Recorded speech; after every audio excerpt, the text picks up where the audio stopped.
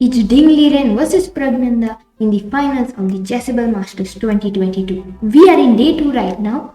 Day 1 ended in Ding's favor as he scored 2.5 points out of 4, while Praggnanandhaa scored 1.5 out of 4. Today though, Praggnanandhaa got a win out of the 4 games and the other 3 games ended in a draw. So now that both have won a match, it's a tie and the game will go into the tie breaks. And in the tie breaks, the first game ended in a draw, but the second game did end in someone's favor. Let's look at the game to see who won the finals. Ding Liren is white, he opens with d4. The time control is 5 minutes plus some increment for the tie breaks. Praggnanandhaa responds with knight to f6.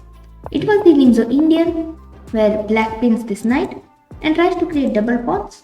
White can play queen to c2 to defend it, or he can just be fine with that structure. So Ding Liren goes to e3, castles, bishop d2, d5, a3. Now black takes his bishop back. He doesn't want to trade it because the bishop can take it and there will be no double pawns. Knight to f3, b6 to put his bishop maybe on this diagonal. C into d5, e into d5, rook c1 and c5. Praggnanandhaa is keeping his pieces active. D takes c5.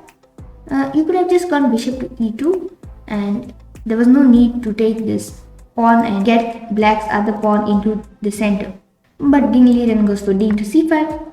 Not a big mistake. b into c5, bishop d3, bishop g4. Black gets his bishop on this diagonal because now this pawn from e6 is come to d5 and this bishop has been opened. h3, black goes bishop h5, he maintains the pin. Knight e2, Ding Liren spoils his structure here and Praggnanandhaa takes the knight, spoils the structure. Maybe Ding Liren wants to attack.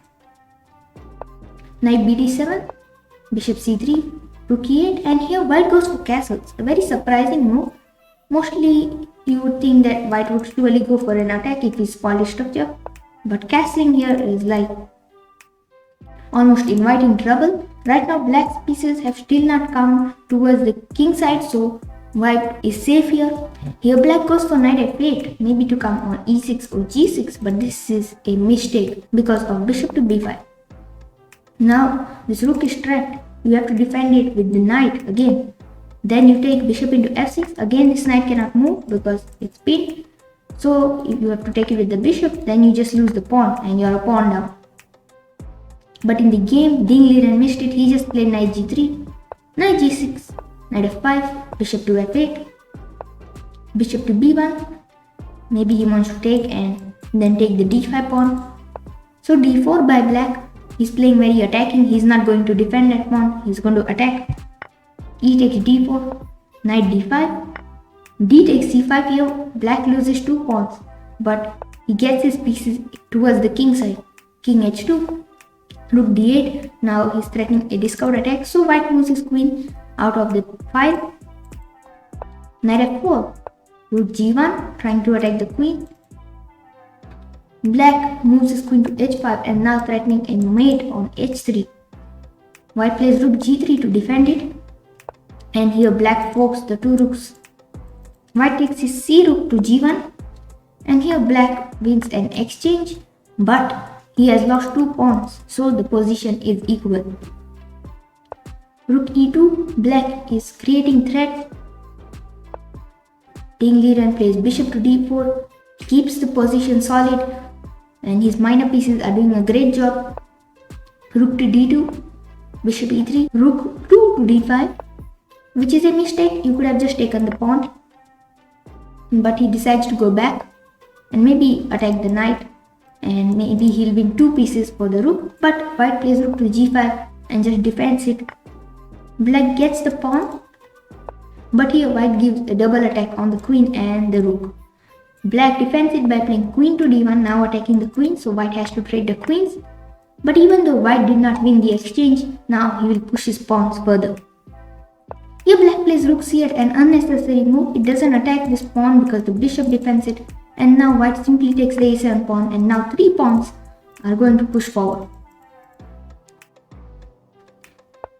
f6, Rook to g1 tries to trade the rooks. Rook d2, b4, and now you cannot take this pawn because this bishop is there. Knight e5, b5, white is just pushing his pawns and he's winning here. g6, bishop to e3, and here Praggnanandhaa plays king to h8.